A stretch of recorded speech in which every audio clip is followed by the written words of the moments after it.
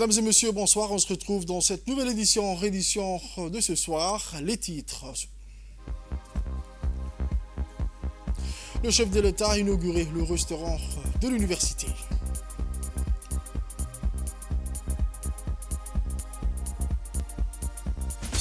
Aux nouvelles mondiales, descente vertigineuse dans la barbarie. Le directeur de l'UNRWA dénonce un an de guerre dans la bande de Gaza.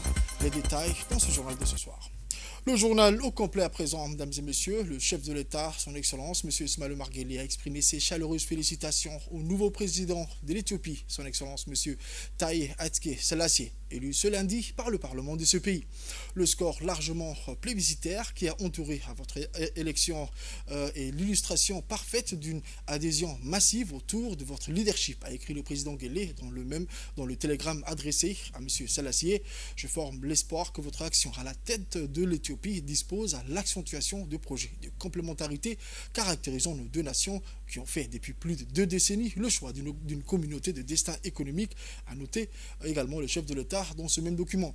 Figure emblématique de la scène politique éthiopienne, M. Taye exerçait jusqu'à son élection aujourd'hui au poste de président de la République les fonctions du ministre des Affaires étrangères de l'Éthiopie, diplomate chevronné, y servit notamment aussi son pays dans le passé en qualité de représentant permanent auprès des Nations Unies.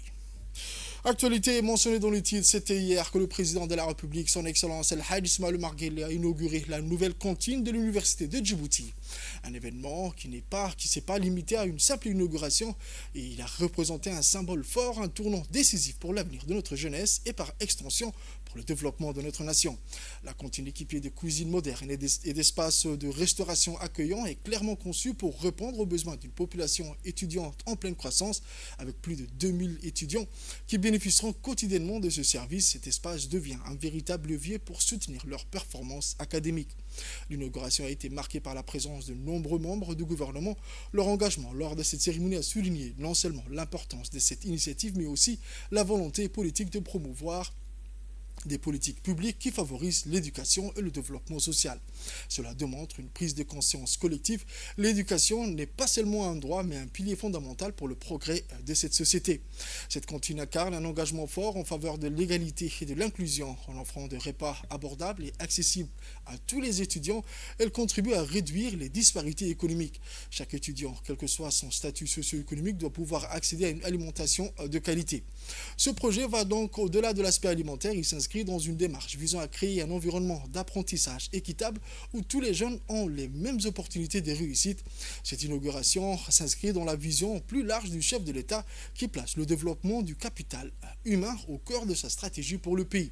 En investissant dans des infrastructures qui favorisent le bien-être des étudiants, le gouvernement montre qu'il prend au sérieux son rôle de bâtisseur d'un avenir meilleur. Cela s'inscrit dans une volonté de former une jeunesse instruite et compétente, capable de relever les défis de demain. Cet événement n'était pas qu'une simple inauguration, c'était un message fort. Le gouvernement s'investit pour l'avenir de sa jeunesse. Avec cette nouvelle cantine, l'université se positionne comme un modèle d'espoir et de progrès pour Djibouti. Elle représente une promesse de changement, une promesse que chaque jeune peut avoir accès aux ressources nécessaires pour s'épanouir et réussir. Cette cantine ne symbolise pas seulement un progrès matériel, elle marque un engagement politique à long terme envers l'éducation, l'égalité et le développement. Elle invite également chaque Djiboutien à croire en un avenir où la jeunesse nourrie et soutenue pourra tracer son propre chemin vers la réussite. À son arrivée au restaurant de l'université, le président de la République, M. Ismaël Omar Guelleh, a été reçu avec honneur et respect sous les applaudissements chaleureux des étudiants, du corps enseignant et du personnel administratif de l'université. Un climat de fierté et d'accueil s'est répandu dans la salle, traduisant l'appréciation par la foule de la personnalité et du prestige du président. Telle était l'atmosphère à l'arrivée de son Excellence. Voici quelques images.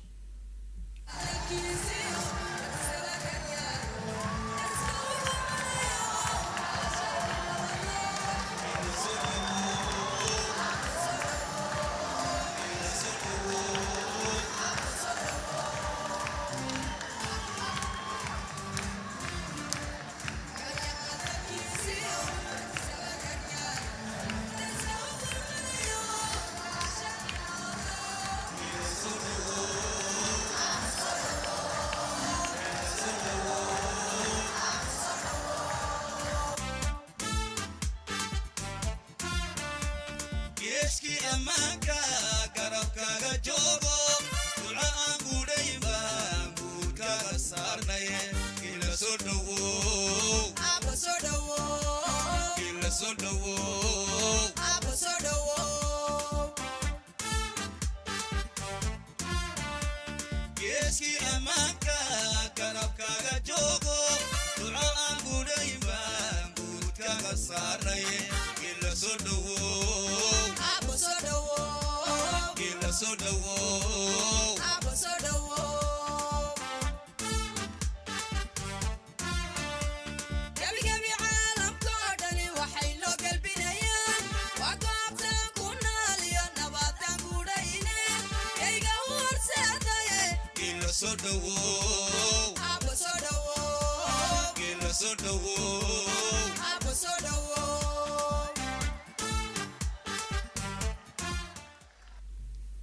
Voici un extrait du mot prononcé par le président de l'université lors de cet événement. C'est un grand honneur de vous avoir à l'université de Djibouti. Vous nous honorez doublement, Monsieur le Président de la République. Premièrement, en nous offrant ce bel édifice, ce beau cadeau qui permettra, j'en suis certain, à l'ensemble de la communauté universitaire d'en profiter pleinement. Et deuxièmement, parce que vous nous avez honorés en souhaitant partager un repas avec nous aujourd'hui, avec l'ensemble de la communauté universitaire, avec les étudiants, avec vos enfants, les étudiants, de prendre un plateau repas comme eux. Et je pense que ça restera longtemps dans leur mémoire, Inch'Allah. Et par la suite, avec l'inauguration du campus de Balbala, il nous manquait un restaurant universitaire. Excellence, Monsieur le Président de la République, et vous vous êtes engagé. Et aujourd'hui, alhamdoulilah, nous voici à l'intérieur de ce restaurant flambant neuf avec toutes les facilités possibles.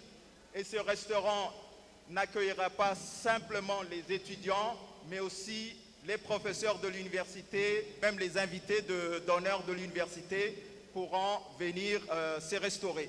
Donc pour nous, c'est un pas important qui a été franchi, Excellence, Monsieur le Président de la République.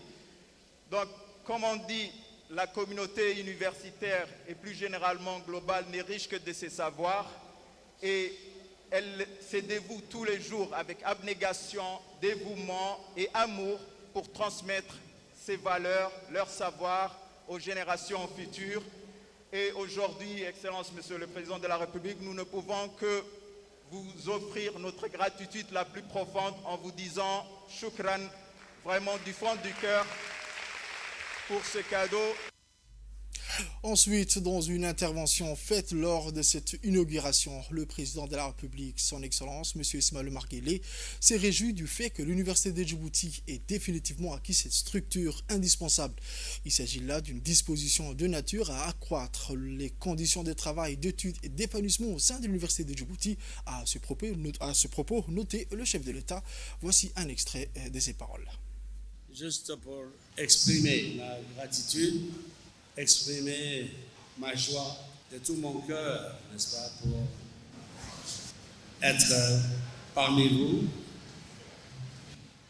J'ai profité de cette occasion encore pour féliciter et remercier la promotrice de ce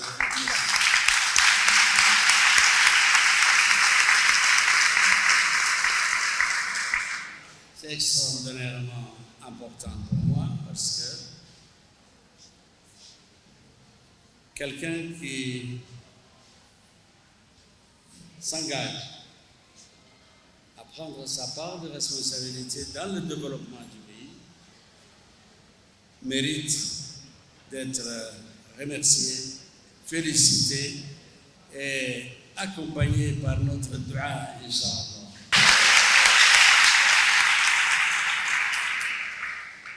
Ce sera un souvenir inoubliable de partager ce repas avec vous à l'occasion de la première unité d'apport pour le développement de nos jeunes dans un restaurant, dans un univers qui servira aussi à l'épanouissement de nos jeunes universitaires qui se trouvent aujourd'hui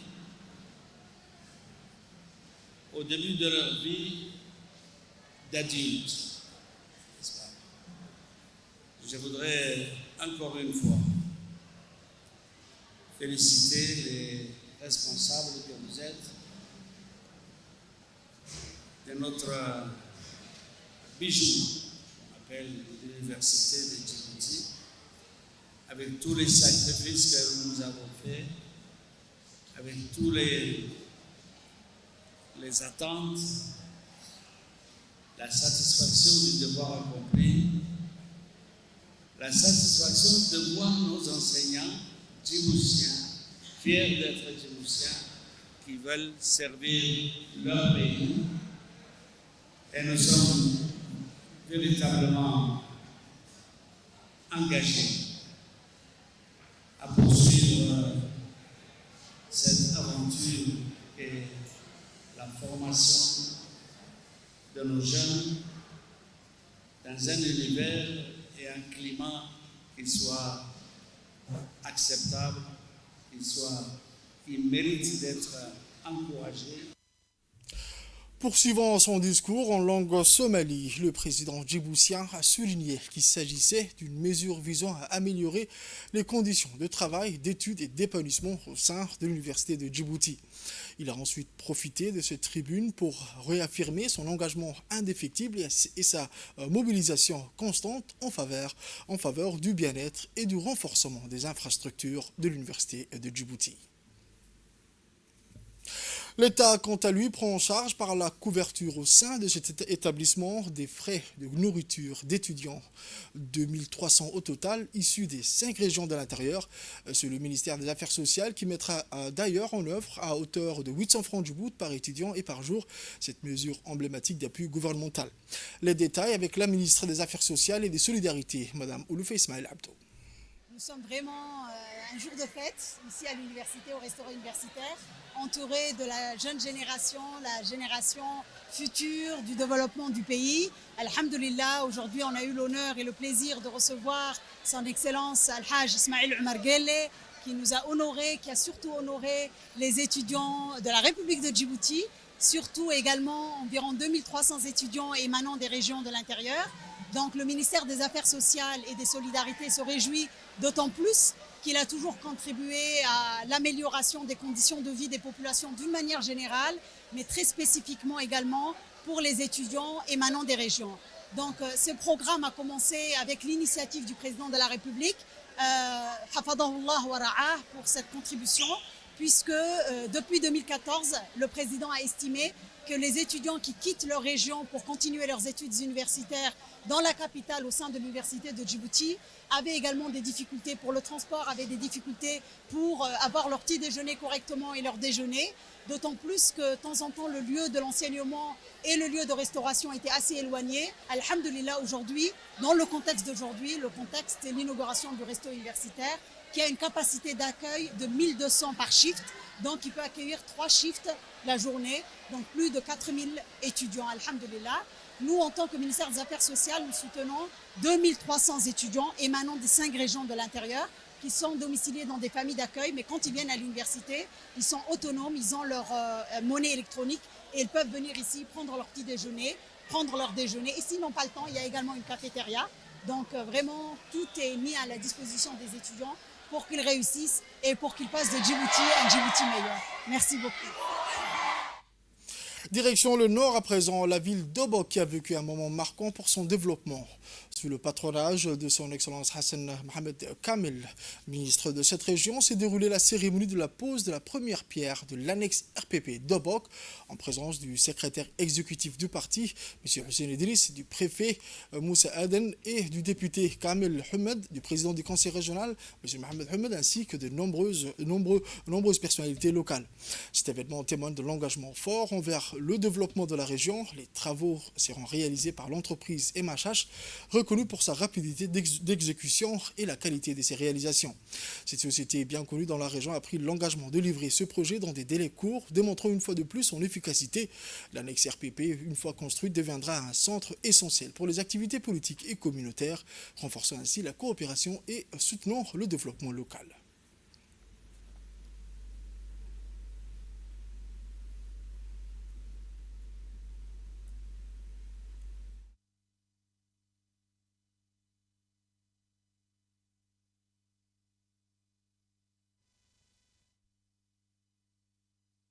Je suis très content de faire partie de cette pause pierre. Cette pause pierre qui concerne la première annexe qui sera construite à Obok. Et je suis ravi d'accueillir ici, aux côtés également du parlementaire, aux côtés de la jeunesse, aux côtés des membres de l'annexe de Bok aussi, d'accueillir le monsieur Hussein Idriss, membre du comité exécutif, d'accueillir également M. Hassan Mohamed Kamil, secrétaire d'État au sport, mais également membre du gouvernement et ministre des régions. Donc c'est une fierté aujourd'hui pour Obok de pouvoir accueillir une grande annexe qui va servir la communauté RPP de Bok. Moi, je m'adresse non seulement à ma qualité de président du conseil régional, mais je suis également donc secrétaire fédéral adjoint de l'annexe. Donc j'ai à mon côté les parlementaires, j'ai à mon côté également le jeune Moussa Hassan Haïsama qui va donc construire cette annexe-là. Donc j'ai dit à toute la famille du RPP donc un grand merci. En premier lieu, je remercie le président de la République, son Excellence Al-Hajj Ismaïl Omar Guelleh. Je remercie également le Premier ministre Abdelghadr Kamil Mohamed et tous les membres qui sont avec lui pour nous avoir appuyés.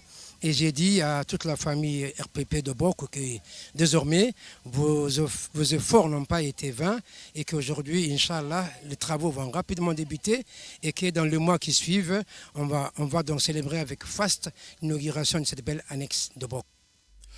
On écoute à présent M. Hassan Kamil Mohamed, secrétaire d'État chargé des sports. Aujourd'hui, accompagné du secrétaire exécutif du RPP, pour la pose des pierres à Obok.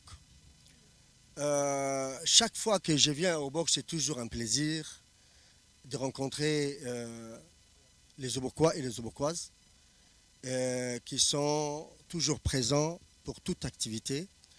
Aujourd'hui est historique parce que Obok a dévancé un peu les régions pour leur annexe du RPP. Donc Obok a commencé en premier. J'espère que les autres régions vont emboîter les pas. Aujourd'hui, l'annexe du RPP d'Obok va commencer aujourd'hui avec la pose de pierres. Et je dis d'abord merci aux pères, aux mères, aux jeunes filles pour tout ce qu'ils sont en train de faire.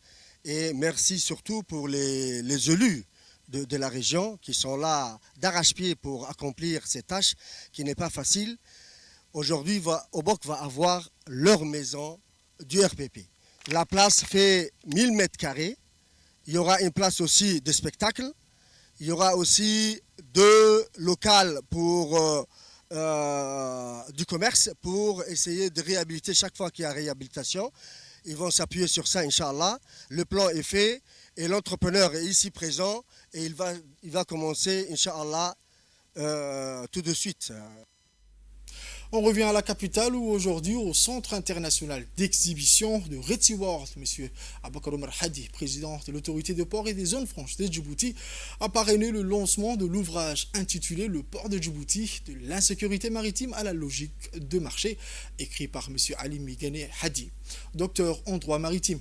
L'événement a rassemblé de nombreuses personnalités, notamment son Excellence Helke Fuller, ambassadrice de la République fédérale d'Allemagne en République de Djibouti et auprès de l'IGAD, ainsi que son Excellence Vinet Talwar, ambassadeur du Royaume-Uni en République de Djibouti, ainsi que le président de la Chambre de commerce de Djibouti, M. Youssouf Moussa Dawali.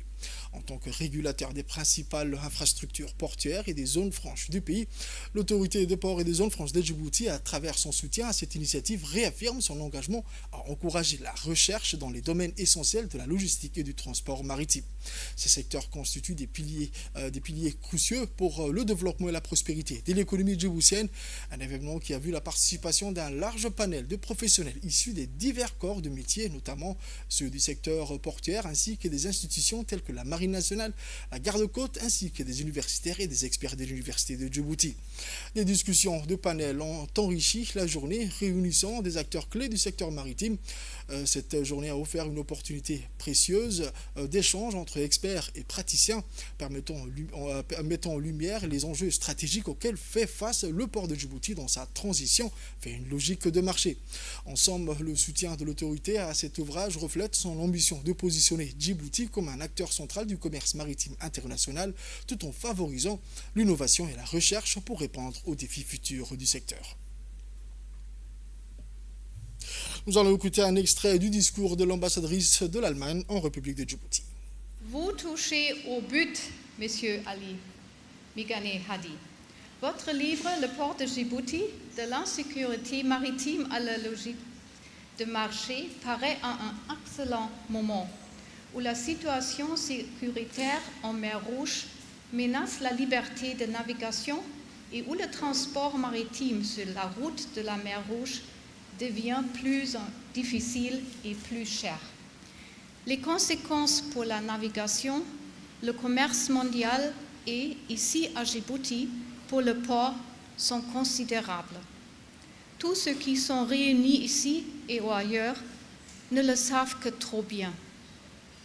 La paix et la sécurité sont des biens très précieux, car elles sont la condition sine qua non d'un commerce prospère et d'une croissance économique pouvant assurer un revenu autonome, durable et à long terme à des personnes qui travaillent dans les domaines. Aucune aide humanitaire ni aucun projet de coopération économique ne peut y parvenir. Et c'est juste pour cette raison qu'il est si essentiel de rétablir la sécurité en mer Rouge. Ensuite, voici un extrait de l'auteur de ce livre, M. Ali Migane Hadi, docteur en droit maritime.